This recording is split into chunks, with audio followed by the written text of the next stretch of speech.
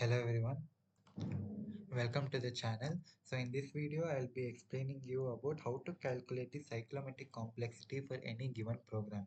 So calculating cyclomatic complexity, it is a very important concept with respect to competitive exams also. Like if you want to go for further studies, even with the gate exam or UGC net everywhere, it is compulsory a fixed 2 mark question also. And even for the engineering students for 5th sem software engineering subject, this concept plays a very huge important role.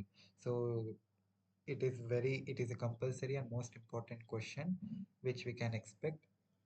So let us know what do you mean by cyclomatic complexity. So cyclomatic complexity means it is one of the metric which measures the complexity of the program by writing the control flow and by counting number of linearly independent paths through its source code. Means how, based on how many number of independent paths are present in the code, using that I am going to measure the complexity of the program. So that metric, it is called a cyclomatic complexity. So what it is, why it is used, why it has importance. So it is used in testing, risk assessment, maintainability and code review. So these are the four applications where we can see this cyclomatic complexity. So I'll be giving more in detail version about cyclomatic complexity in the description. So please have a look there. So in this exam, given any program, our main motto is to crack this problem. So because when it comes to cyclomatic complexity, they'll give numerical itself. Even in gate exam also, cyclomatic complexity will be asked as a numerical itself for 2 marks, and it is a fixed question. Even in your engineering fifth semester internals and semester and exam also, the cyclomatic complexity will be asked as a numerical itself.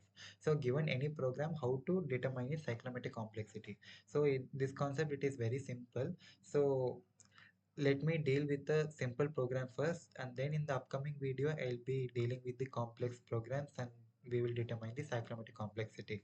So considering this simple program, so start, if x then, if y then, perform a, perform b, else perform c, perform d, end if end. So given this is a unknown some program which is being given, so lexically, like mark every like just mark numbers for each and every component. The only thing what I have to remember is wherever this else keyword is given, this else keyword you're not supposed to mark. So other than this you can mark. So start, it is going to have, this is one node, if x then, so it is second one, so this is third, fourth, else I'm not supposed to mark. When I'm having these group of statements under single if, then those both should be treated as one node itself. So like this, perform C, perform D, combine these two one, and if this is one block, this is one block, and this is another block. So from this program, how did I write the control flow graph? Now start. Start, of course, it is the start of the program. So if I start executing, then I will come to the second statement. So if EX then, so I'm writing 2 here. Now, if this condition satisfies, then I'll be entering to the third one. So if y then, so that is why here I am writing like this, from 2 I am going to 3, means if it satisfies I will be going to 3, or else I will be going to 7. Means just come out of the outer if statement itself. Okay, now coming for this third one. So if this condition satisfies, from this one I will be going to this if it satisfies, or else I'll be going to this fifth one.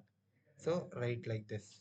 Now from fourth, I need to come out of this inner if statement. So to come out, I'll be using sixth one. Either it can be fourth one or fifth one. So either of these two will be printed in the console. So after printing it, I need to come out of this. So end if. So from 4 it will come to 6, or either from 5 it can come to 6. Then from 6 I need to go to 7. So end if. Now from 7 means I'm finishing the inner loop and I want to redirect it to outer loop. So that is when I'll be using this arrow, and from 7 I need to end this program. So I will go from here 7 to 8. So what are the formulas which are associated to calculate cyclomatic complexity? Actually there are three methods, but majorly we'll be dealing with two methods. Now, so I hope you understood how to deal with the control flow graph. So written any program, we can write the control flow graph. At the end of the video, I'll be telling the simple, easiest technique. So given any unknown program, within seconds, you people will be able to answer what is the cyclomatic complexity for any given any complex program. So let us first these two methods and then I'll be telling the technique. Now, given after writing this control flow graph, consider the number of edges which are there. So method 1, cyclomatic complexity equal to E minus N plus 2. So how many number of edges are associated in this control flow graph? So this is 1, 2, 3, 4, 5, 6, 7, 8, 9. So there are 9 edges. Now coming for the nodes or the vertices. So there are 8 vertices in this control flow graph. So cyclomatic complexity using method 1, the formula is E minus N plus 2. So 9 edges are 9 total in this graph. So 9 minus 8 plus 2. So 1 plus 2 which is 3. Now method 2. So where P equal to 2, where P indicates the number of closed cycles. So closely observe in this control flow graph. So here 3, 4, 6, 5. So this is one closed loop. 2, 3, 5, 6, 7. So this is another one closed loop. So there are two closed loops. So 2 plus 1 which is 3. 2 plus 1 which is 3. So this is the cyclomatic complexity. So using both the methods I am getting the same cyclomatic complexity. Means the complexity of this program is 3. Now as I had told you that using this technique any program you can determine the cyclomatic complexity. So what is the technique? So given any known program, count the number of loops and if statements. Don't count the else statements. Count only loops and if statements. I am repeating once again. Please remember this. It is going to help you a lot. So count number of if statements or if loops are present, count that and add 1 to it. You will be getting a cyclomatic complexity. Let us implement that technique in this program. So as you are able to see on the screen, how many number of if statements are there? There are only two if statements. Means if x then, means if this condition satisfies, I will be coming here. Then this is the another condition. So if this condition satisfies, I will come here. So here this is one if else, this is one if and this is another if. So 1 plus 1. So there are two if statements. So two, basically two closed paths you will be getting. Add 1 to it. So 2 plus 1 which is 3. So this is your cyclomatic complexity. So using this technique, that is count number of loops and if statements, don't count else statements at all. So using this technique and add 1 to it. If you use this technique, you can easily determine cyclomatic complexity for any of the program which is given. So in the upcoming videos, I will be telling more complex programs and we will be solving those for finding the cyclomatic complexity.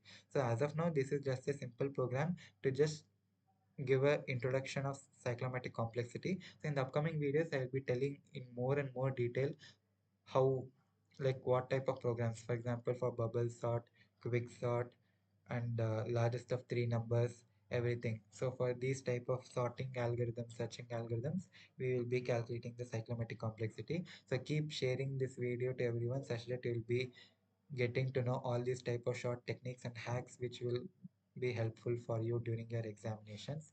So with this note, I'll be ending the video. Thank you.